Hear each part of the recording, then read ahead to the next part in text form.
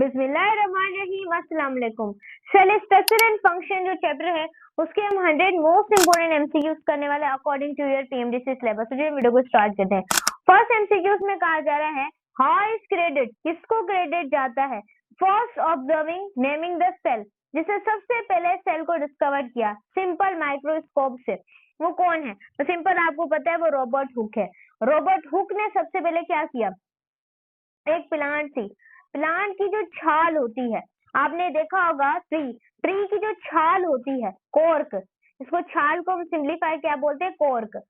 उसने प्लांट की छाल को देखा, तो छाल को देखा तो उसे क्या फील हुआ, क्योंकि उस वक्त इतनी माइक्रोस्कोप नहीं थी, इतनी मॉडर्न माइक्रोस्कोप उस वक्त थी नहीं, तो सिंपल उसे लगा जैसे सेल खाली है। लेकिन अभी तो पता है सेल के अंदर ऑर्गेनेल मौजूद है, माइटोकॉन्ड्रिया, गोल्गी बॉडी, राइबोसोम, उसके बाद हर चीज मौजूद है उसके अंदर, बहुत सारी चीजें मौजूद है उसके अंदर, लाइसोसोम, बहुत सारी चीजें मौजूद है।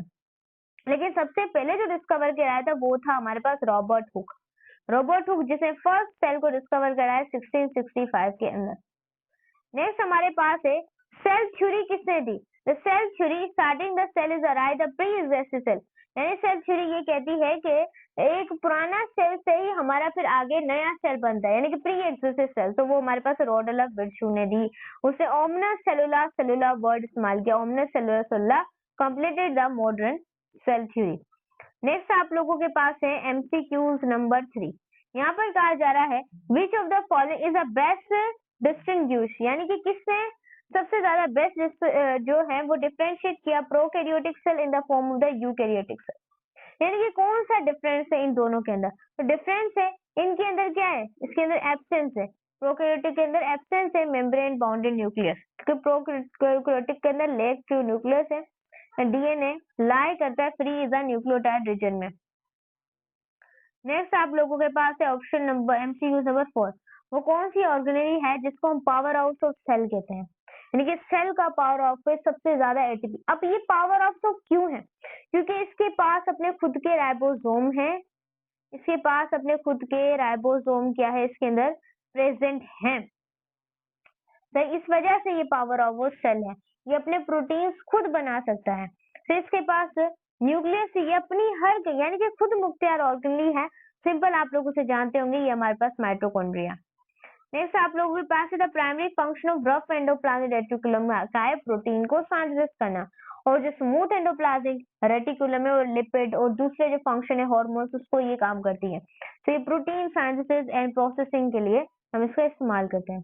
नेक्स्ट आप लोगों के पास है, कहा जा रहा है कि द स्मूथ एंडोप्लाज्मिक रेटिकुलम का मैंने आपको बताया ऐसे कि प्राइमरी इन्वॉल्व होती है लिपिड की सिंथेसाइज करने के लिए और डिटॉक्सिफिकेशन करने के लिए इन्वॉल्व होती है, क्योंकि स्मूथ एंडोप्लाज्मिक रेटिकुलम में राइबोसोम्स क्या होते हैं, लेक होते हैं, और फंक्शन करती है लिपिड मेटाबॉलिज्म, डिटॉक्सिफाई करती है जो हार्मफुल सब्सटेंस होते हैं उनको, सिंपल ये क्या करती है, डिटॉक्सिफाई करती है। सो ऑप्शन नंबर बी को सिंपल मेरे बच्चे आप क्या लगाएंगे, करेक्टर लगाएंगे। आगे चलो, यहाँ पर कहा जा रहा है द गोल्जी ऑपरेटर्स फंक्शन करती है, यानी कि गोल्जी ऑपरेटर्स का जो है वो मैन्युअली फंक्शन किया है। तो गोल्जी ऑपरेटर का मॉडिफायर सबसे पहले ये चीजों को मॉडिफाई करेगी।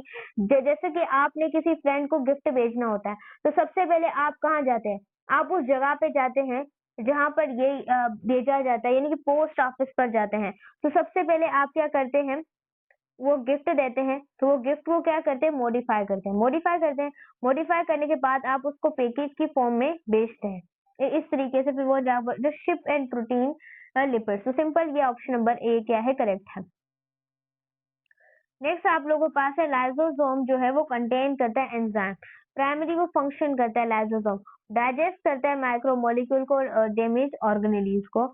यानी कि देखें फॉर एग्जांपल आपकी बॉडी के अंदर आपका जो माइटोकॉन्ड्रिया है वो डैमेज हो चुका है, तो डैमेज हो चुका है, अब वो अगर ज्यादा देर तक आपकी बॉडी के अंदर रहेगा तो वो आपकी बॉडी के अंदर क्या करेगा बच्चों, नुकसान का बाहिस बनेगा। क्या बनेगा, फॉर एग्जाम्पल माइटोकॉन्ड्रिया नुकसान का बायस बनेगा, नुकसान का बायस बनेगा। तो यहाँ पर क्या आ जाएंगे, यहाँ पर लाइसोसोम, मतलब के यहाँ पर सेल फेगोसाइटोसिस सेल आ जाएंगे, वो इसको क्या है फेगोसाइट कर लेंगे, यानी इसे डाइजेस्ट कर लेंगे। इस तरीके से पहले सेल आएंगे, फिर आहिस्ता आहिस्ता आहिस्ता आहिस्ता इसको ये खाना स्टार्ट कर देंगे, ऐसा ऐसा खाना स्टार्ट कर देंगे, और ये जो डैमेज ऑर्गेनेल फिर आगे जाके नुकसान आता है, इस तरीके से वो जो लाइसोसोमल सेल है ये इसको इस तरीके से खाना शुरू कर देंगे। क्लियर है?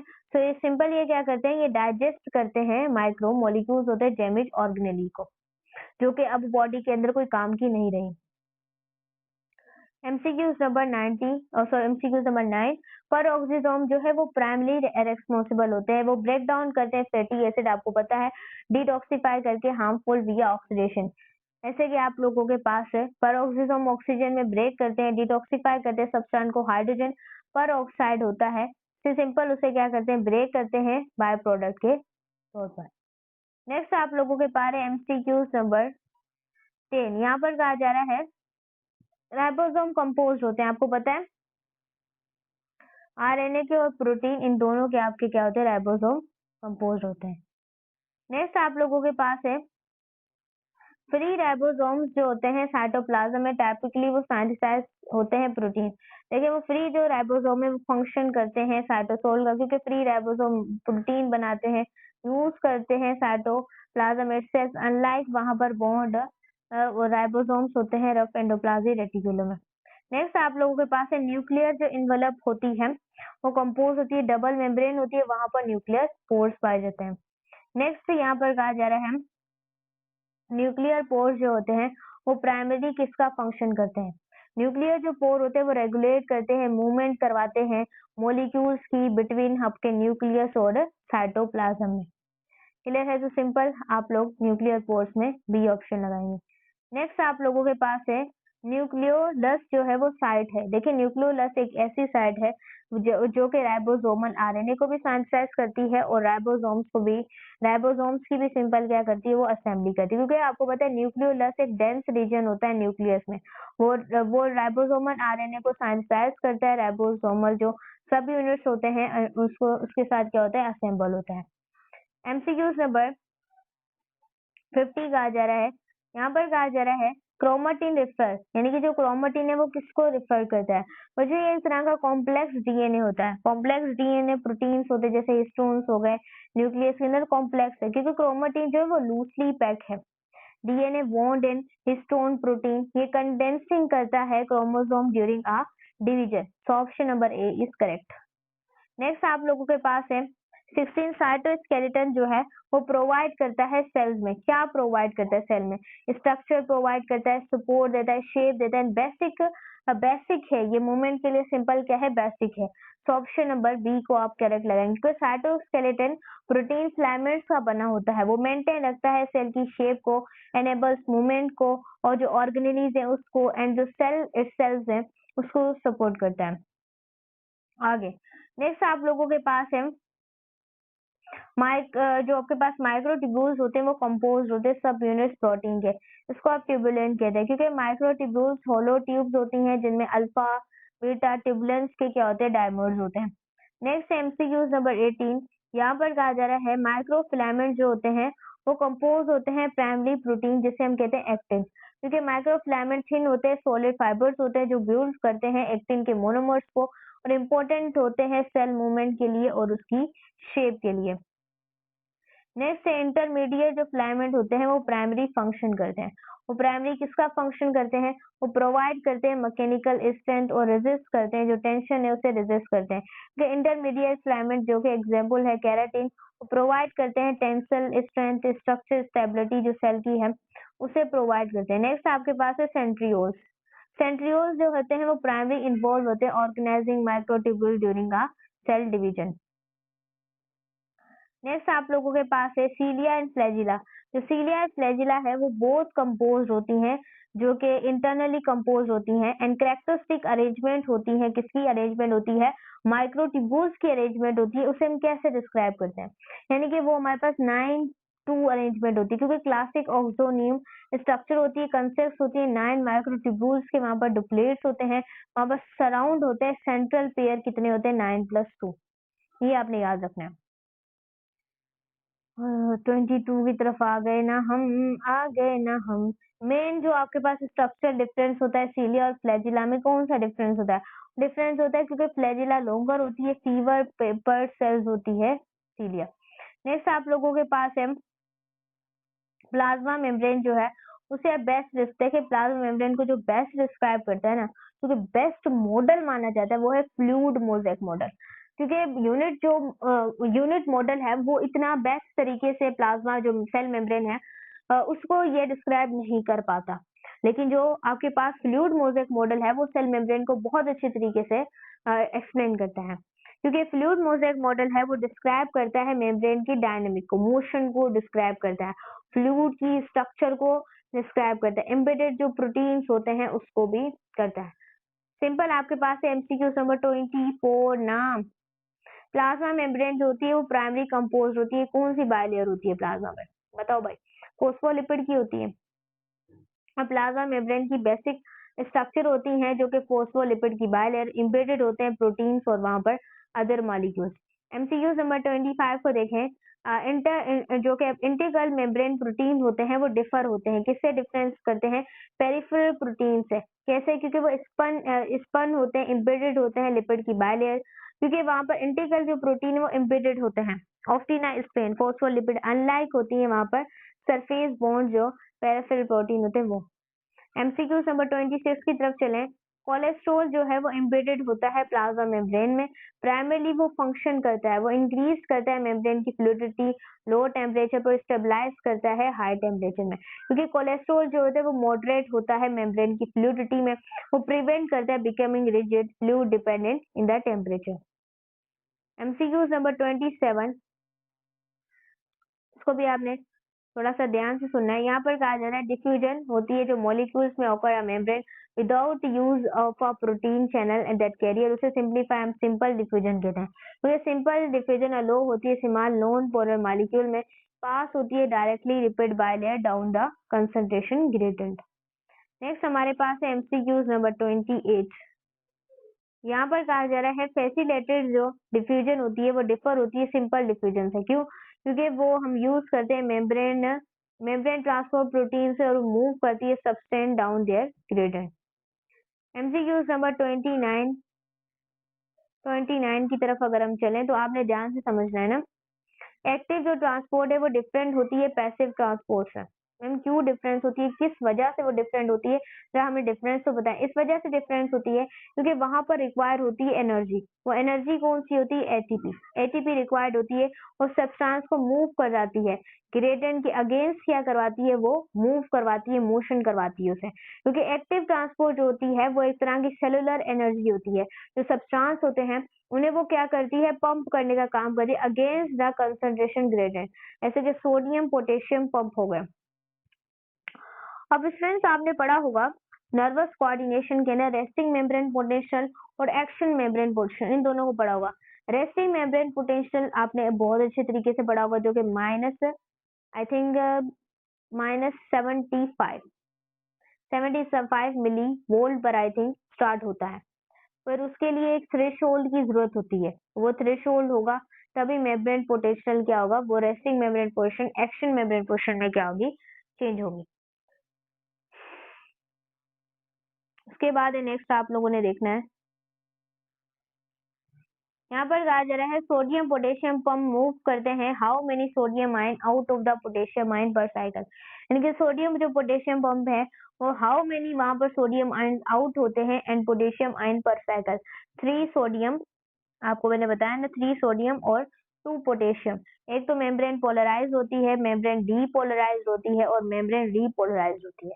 तो जब वो पोलराइज होती है, जितनी 3 आयन बाहर जाते हैं, पोटेशियम अंदर ज्यादा आते हैं, क्योंकि एटीपी फ्रॉम 3 सोडियम आयन के होते हैं, 2 पोटेशियम आयन के होते हैं, एटीपी हाइड्रोलाइज होती है इस वजह से। नेक्स्ट आप लोगों के पास है ऑस्मोसिस रेफर करती है, स्पेशली किसको रेफर करती है, डिफ्यूजन को, क्योंकि वहां पर वाटर जो है वो अकर्स होता है।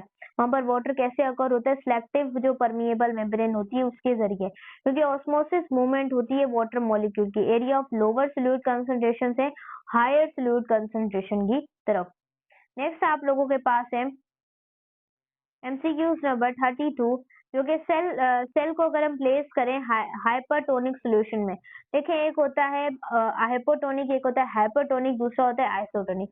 हाइपोटोनिक का भी आपको सिंपल पता होगा, आपको हाइपोटोनिक का भी पता होगा, क्योंकि सारे डिफरेंशिएट में आपको आइसोटोनिक का मतलब फ्लूइड और सॉल्वेंट की कंसंट्रेशन का क्या होना है, मेंटेन।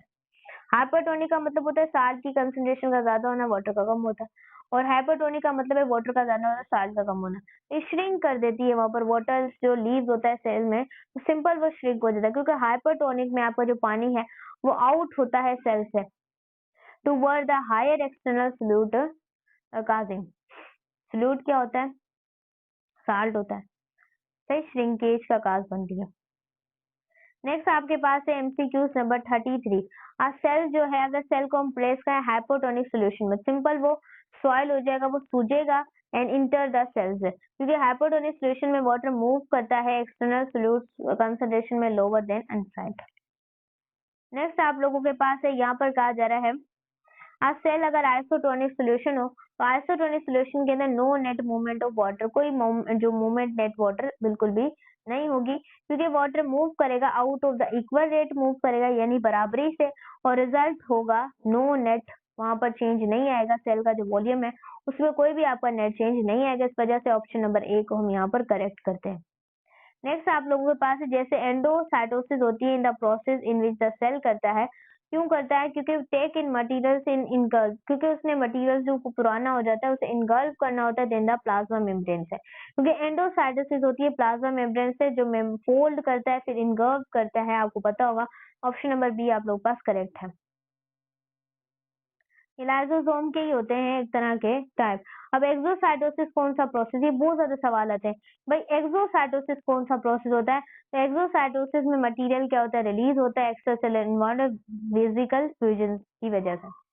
नेक्स्ट आप लोगों के पास है एमसीक्यूज नंबर, आप लोग यहाँ पर देखें, फेगोसाइटोसिस जो है वहां पर स्पेसिफिक टाइप की मतलब कि स्पेसिफिक टाइप की एंडोसाइटोसिस, यानी कि फेगोसाइटोसिस में स्पेसिफिक टाइप की एंडोसाइटोसिस होती है जो इन्वॉल्व होती है अपटेक ऑफ, यानी कि large solid particles of the cells में, किसमें, large soluble particles of the cell में, क्योंकि फेगोसाइटोसिस क्या होती है, सेल ईटिंग, जब सेल ईट करता है, अलो करता है सेल में मैक्रोफेजेस को इनगल्फ करता है, जो कि लार्ज पार्टिकल्स मौजूद होते हैं जैसे कि बैक्टीरिया हो गई, और वहां पर जो डिब्रीज होगी वो मौजूद होती है। So option number B is correct.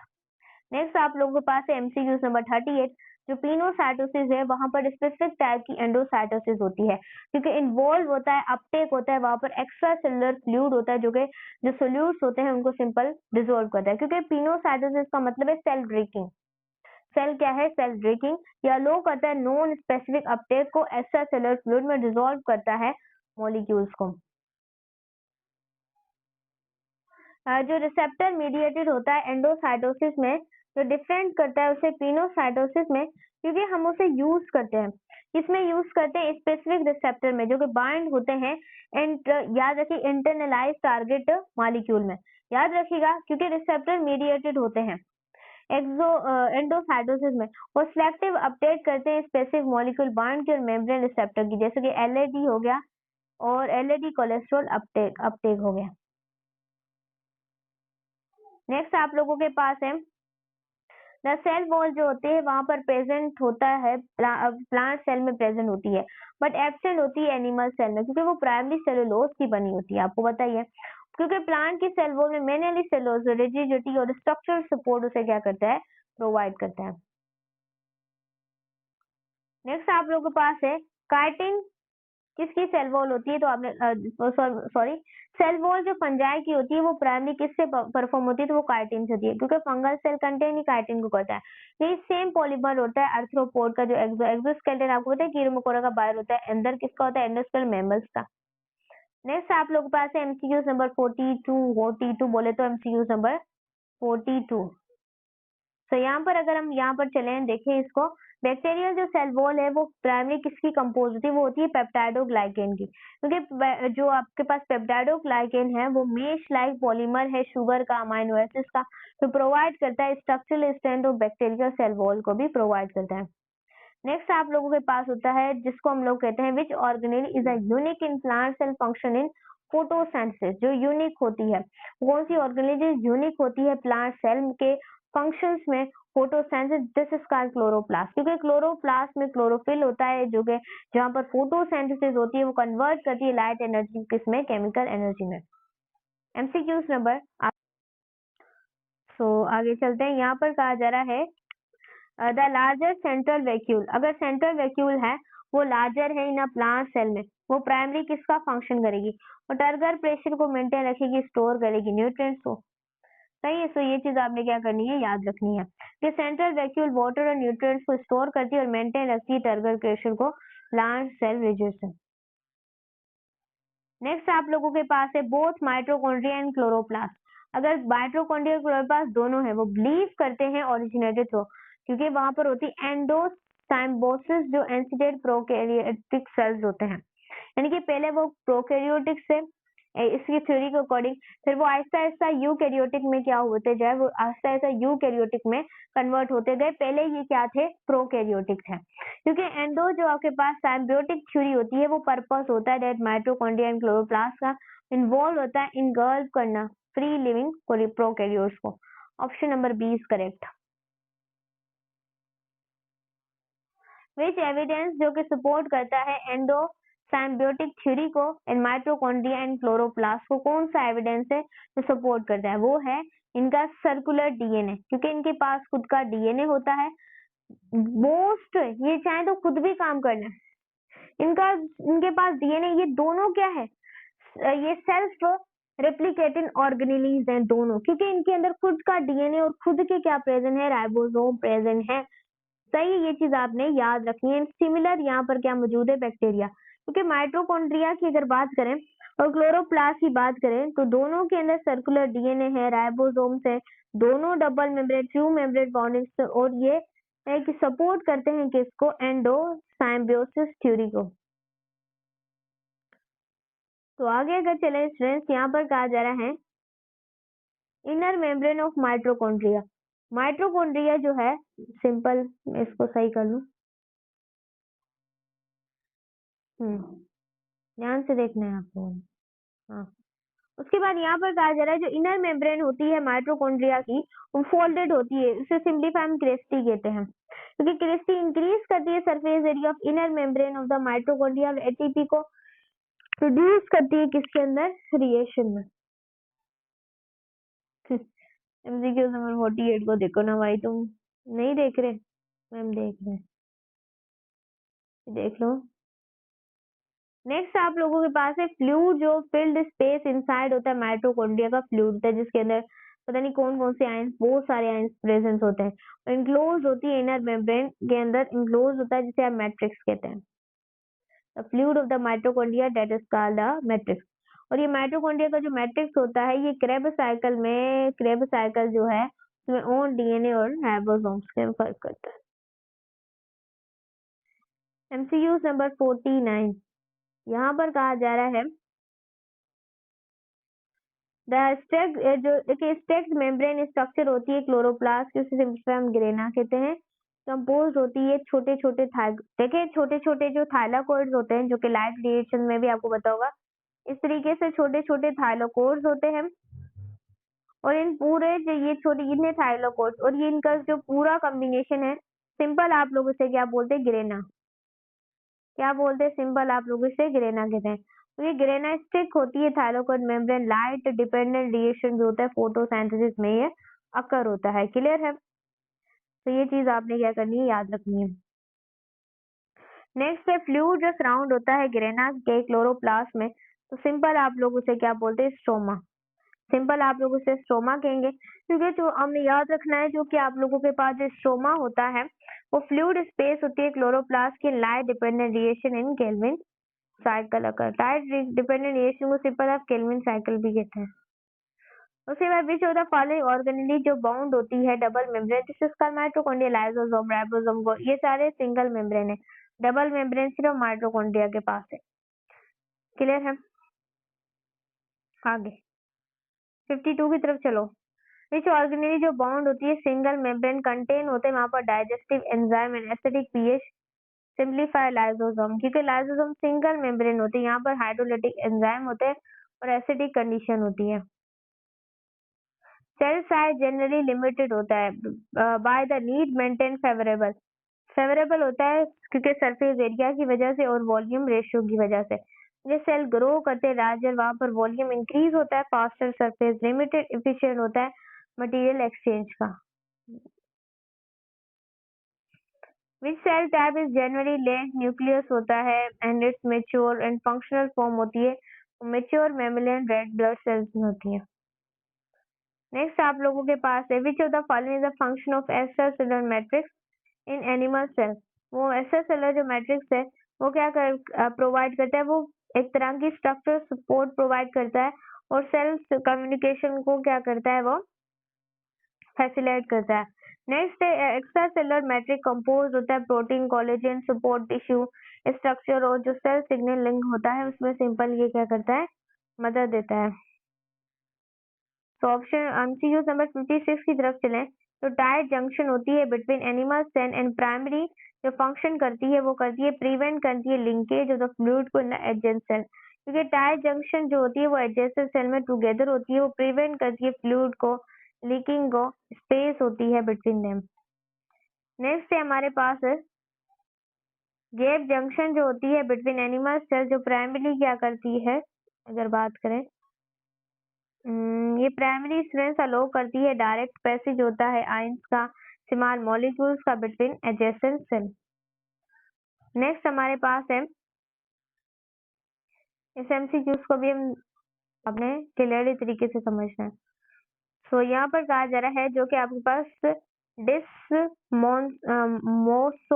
Primary function होता है वो एंकर एडजेसेंट करना सेल को टुगेदर द मैकेनिकली, क्योंकि आपके पास डोमोसोम्स जो होते हैं वो एक्ट करते हैं एज रिवर्स, प्रोवाइड करते हैं strong mechanical attachment between the adjacent cell, ये कॉमन टिश्यू होते हैं under the stress like a skin.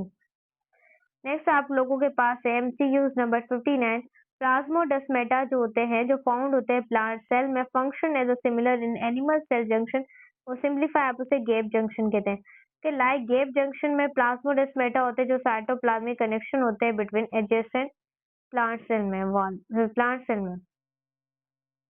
Which organelle जो कि रेस्पॉन्सिबल होती है, आपको सिंपल पता है, मॉडिफाई करना प्रोटीन को, एडिंग करना कार्बोहाइड्रेट ग्रुप को, सिंप्लीफाई गोल्जी ऑपरेटर्स, क्योंकि Golgi operators commonly add sugar growth protein apart करता है एंड पोस्ट ट्रांसलेशनल मॉडिफिकेशन करता है। नेक्स्ट आप लोगों के पास है जो कि वेसिकल्स बर्ड होते हैं गोल्जी ऑपरेटर्स में, जो कैरी करते हैं डाइजेस्टिव एंजाइम को, सिंप्लीफाई वो आपके डाइजेस्टिव एंजाइम किसके पास होता है, लाइसोसोम, क्योंकि गोल्जी ड्राइव करती है वेसिकल, वहां पर हाइड्रोलाइटिक एंजाइम होते हैं जो कि आपके पास लाइसोसोम्स के अंदर होते हैं, जो कि अभी हम पढ़ भी चुके हैं। नेक्स्ट आप लोगों के पास है the process in which cell degrade होता है डैमेज ऑर्गेनेली यूजिंग, जब मतलब कि सेल क्या हो जाता है, डिग्रेड हो जाता है डैमेज ऑर्गेनली, तो सिंपल आप उसे ऑटोफेगी कहते हैं, क्योंकि ऑटोफेगी अलो करती है रिसाइकल डैमेज अननेसेसरी ऑर्गेनली और ब्रेकिंग करती है डाउन विथ लाइसोसोम। नेक्स्ट आप लोगों के पास है विच स्ट्रक्चर जो कि सर्व करती है primary set for calcium ion storage in muscle cell, simple वो होती है सार्कोप्लाज्मिक रेटिकुलम, ये स्पेशलाइज होती है स्मूथ एंडोप्लाज्मिक रेटिकुलम में, क्योंकि सार्कोप्लाज्मिक रेटिकुलम में मॉडिफाई होती है एंडोप्लाज्मिक रेटिकुलम इन मसल सेल, जो स्टोर एंड रिलीज करती है कैल्शियम आयन को और कॉन्ट्रैक्शन के पर्पस में मदद देती है। नेक्स्ट आप लोगों के पास है जो प्राइमरी रोल होता है मोटर प्रोटीन्स का, जैसे कि काइनेसिन डाइनिन हो गया, ये मूव करते हैं वेसिकल्स को मूव करते हैं और ऑर्गेनेली लॉन्ग इन माइक्रोट्यूब्यूल्स। नेक्स्ट आप लोगों के पास है काइनेसिन जो मोटर प्रोटीन होते हैं वो टाइपिकली मूव करते हैं cargo toward plasma and microtubules होते हैं जनरली टूवर्ड का काम करती है सेल पेरिफेरी में, क्योंकि आपको पता है जो काइनेसिन्स जो होते हैं वो जनरली ट्रांसपोर्ट करते हैं cargo toward the microscope plus often away from the cell centre. Next आप लोगों के पास है जो कि डायनिन मोटर प्रोटीन्स होते हैं वो टाइपिकली मूव करते हैं कार्गो टूवर्ड मीन एंड में माइक्रोट्यूब्यूल्स में, जनरली ये टूवर्ड होते हैं सेल सेंटर में। सेकंड उसके बाद है 67 आप लोगों के पास विच स्ट्रक्चर जो एंकर करती है क्रोमोसोम को स्पाइंडल फाइबर को ड्यूरिंग अ सेल डिवीजन, आपके पास क्या होता है सेंट्रोमेयर होता है, जिसे हम काइनेटोकोर भी कहते हैं, काइनेटोकोर असेंबल होता है सेंट्रोमेयर, वोटेज होता है वो क्रोमोसोम्स, वहां पर स्पाइंडल माइक्रोट्यूब्यूल्स होती हैं ड्यूरिंग डिवीजन। नेक्स्ट आप लोगों के पास है विच सेल जंक्शन, वो कौन सा सेल का जंक्शन है जो कि मोस्ट इम्पोर्टेंट होता है रिपेयर्ड इलेक्ट्रिकल इलेक्ट्रिकल सिग्नलिंग के बिटवीन कार्डियक मसल साइकिल वो होता है गैप जंक्शन। ये गैप जंक्शन कार्डियक साइकिल में अलो करता है आयंस को directly between cell synchronising heart contraction. इसमें सिंपल ये मदद देता है। नेक्स्ट आप लोगों के पास है द ग्लाइकोकैलिक्स फाउंड होता है outer surface in animal cell membrane, क्योंकि वहां पर कंपोज होते हैं कार्बोहाइड्रेट की चेन जो कि अटैच होती है प्रोटीन और लिपिड्स में, क्योंकि ग्लाइकोकैलिक्स कंसिस्ट करता है ग्लाइकोप्रोटीन इंपॉर्टेंट सेल रिकॉग्नाइज और प्रोटेक्शन में भी मदद देता है। क्लियर है? सो ये चीज आपने याद क्या करनी है, सिंपल तरीके से याद रखनी है। सो अब हम नेक्स्ट की तरफ चलते हैं। So this is the next and then यहाँ पर कहा जा रहा है विच ऑर्गेनली जो प्ले करती है की role of the science of steroid hormone and lipid metabolism both ही स्मूथ एंडोप्लाज्मिक रेटिकुलम। रफ जो होती है वो प्रोटीन के जो साइंटिस्ट है राइबोसोमस है वहां पर होते हैं। सेल स्टेरॉयड हार्मोन जो प्रोडक्शन होते हैं आपको सिंपल पता है। नेक्स्ट आपके पास एमसीयू नंबर 71 वे सिग्नल जो पेप्टाइड्स होते हैं जो कि सिंथेसाइज करते हैं प्रोटीन को सिंपल वो रफ एंडोप्लाज्मिक रेटिकुलम। नेक्स्ट आप लोगों के पास है MCU number 72 which of following जो कि बेस्ट डिस्क्राइब करता है semi permeable nature of the plasma membrane और सिलेक्टिव अलो करता है मॉलिक्यूल्स को एंड क्रॉस रिस्ट्रिक्टिंग अदर्स। सही ऑप्शन नंबर बी करेक्ट है। नेक्स्ट आप लोगों के पास है जो कि एक्वापोरिन्स मेम्ब्रेन प्रोटीन होते हैं जो कि स्पेशली फैसिलिटेट करते हैं किसकी, ये जो वाटर की मूवमेंट है उसे फैसिलिटेट करते हैं, क्योंकि आपको पता है अगर मैं आपको बताना चाहूँ जो एक्वापोर्स होते हैं फॉर्म चैनल वो ग्रेटली इंक्रीज होते हैं क्योंकि वहां पर मोटर की मूवमेंट्स होती है across the membrane.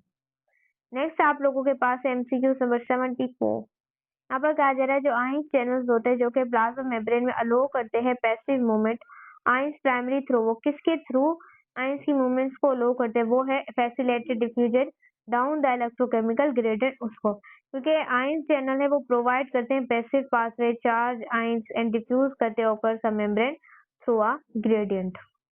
So option number B आप लोगों के पास क्या होगा, करेक्ट होगा।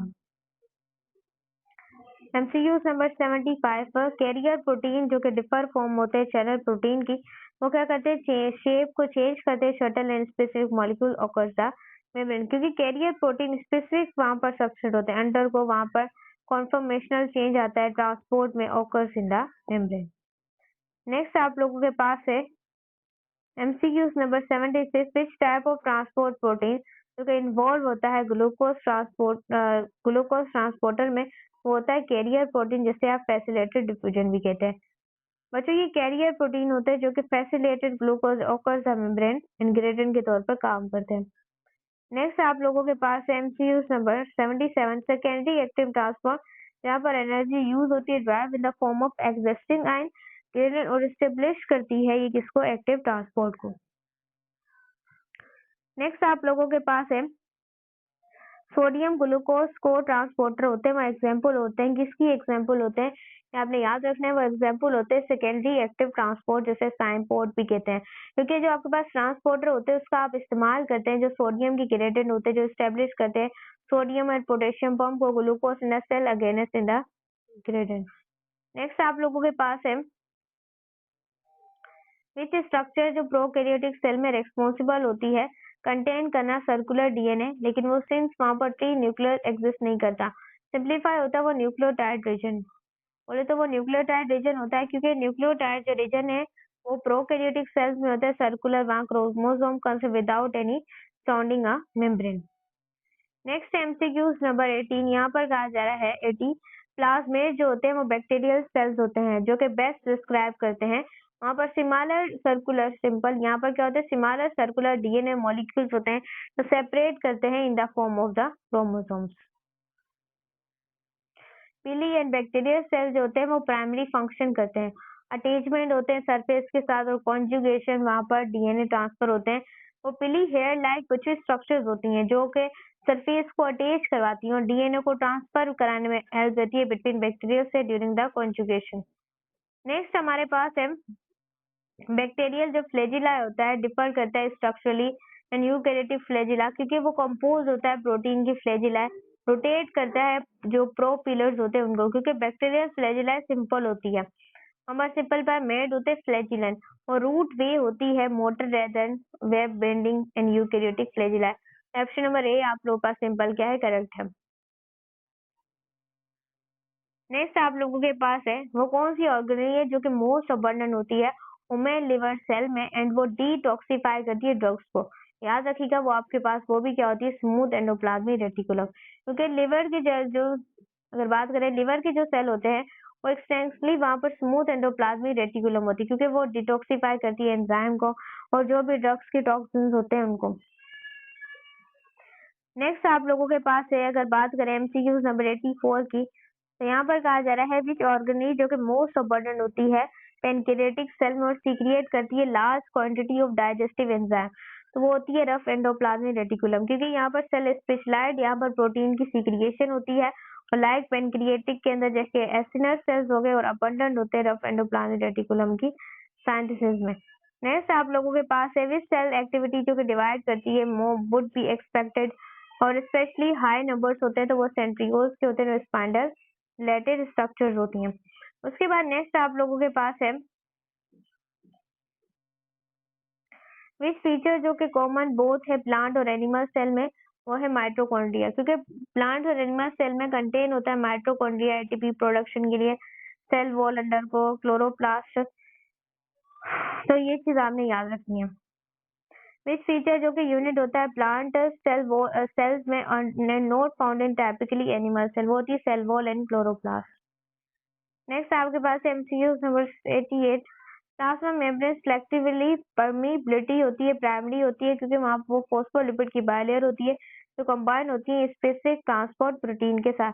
कॉम्बिनेशन जब होती है हाइड्रोफोबिक लिपिड बायलेयर की तो वहां पर स्पेसिफिक ट्रांसपोर्ट प्रोटीन जो डिटरमाइन करते हैं तो the membrane how. MCQ number 89. Which term is describe the tendency of phospholipid spontaneously arrange होते हैं bilayer in water? What is self assembly due to the amphipathic nature? कि phospholipid जो hydrophobic head होता है और हाइड्रोफोबिक टेल होती है जो स्पॉन्टेनियसली बायलेयर मिनिमाइज करती है contact between tails and water. Glycoprotein on the surface primary function करते हैं सेल रिकॉग्नाइजिंग एंड सिग्नल का। नेक्स्ट आप लोगों के पास है जो मेम्ब्रेन की फ्लूइडिटी होती है वो इंक्रीज होती है in the presence of unsaturated जो फैटी एसिड्स होते हैं उनकी टेल्स उनकी जो किंग्स होती हैं वो। सिर्फ हमारा एक चैनल है टीच तो बायोलॉजी सेकंड, उसे भी आप जाकर सपोर्ट करना है और फेसबुक पेज जो है हमारा टीच द्वारा रिजवान से फॉलो करना है। 2000 प्रोफाइल फेसबुक पे आप लोगों ने सिंपल जाके फॉलो कर देना है और टिकटॉक पे भी फॉलो कीजिएगा, इंस्टाग्राम पे भी आप लोग हमें सपोर्ट कीजिएगा। उसके बाद अनसैचुरेटेड जो फैटी एसिड क्योंकि किंक होते हैं वहां पर डबल बाउंड होते हैं, प्रिवेंट करते हैं टाइट पैकिंग को और इंक्रीज करते हैं मेम्ब्रेन की फ्लूइडिटी को। नेक्स्ट हमको पास है MCQ number 92, which of the following यहाँ पर बताना है जो कि मोस्ट लाइकली डिक्रीज करता है मेम्ब्रेन की फ्लूइडिटी। डिक्रीज करता है जब इंक्रीज हो जाती है saturated fatty acid low temperature, क्योंकि सैचुरेटेड फैटी एसिड पैक होते हैं बहुत ज्यादा टाइटली एक दूसरे के साथ और लोअर टेम्परेचर पर रिड्यूस कर देते हैं मॉलिक्यूलर मोशन को और डिक्रीज कर देते हैं उसकी फ्लूइडिटी को। नेक्स्ट से द टर्म ऑर्गेनली रिफर करती है वो स्पेशलाइज्ड वहां पर स्ट्रक्चर्स होती हैं, सेल परफॉर्मिंग स्पेसिफिक फंक्शन होते हैं। तो ऑप्शन नंबर ए आप लोगों के पास सिंपल क्या है, करेक्ट है।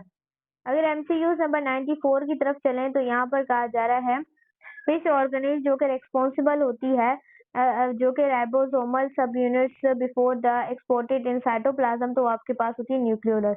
क्योंकि न्यूक्लियोलस जो है वहां पर साइंटिस्ट जो होता है राइबोसोमल आरएनए असेंबल होता है प्रोटीन राइबोसोमल सब यूनिट लेदर वो एक्सपोर्ट करते हैं न्यूक्लियर पोर्स को।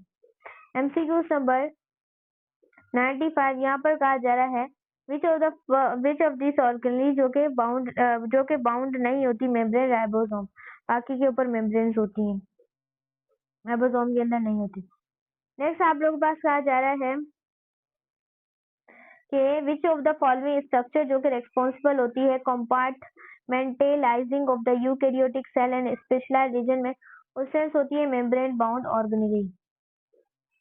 नेक्स्ट आप लोगों के पास होता है एमसीक्यू नंबर 97, यहाँ पर कहा जा रहा है कि which of the following is true regarding size comparison in the prokaryotic and eukaryotic cell. Both है यूकैरियोटिक सेल में क्या होती है जनरली लार्जर होती है द प्रोकैरियोटिक सेल, क्योंकि यूकेरियोटिक सेल टाइपली 10 टू हमारे पास 100 टाइम्स लार्जर होता है, लीनियर डायमेंशन होती है प्रोकैरियोटिक सेल में।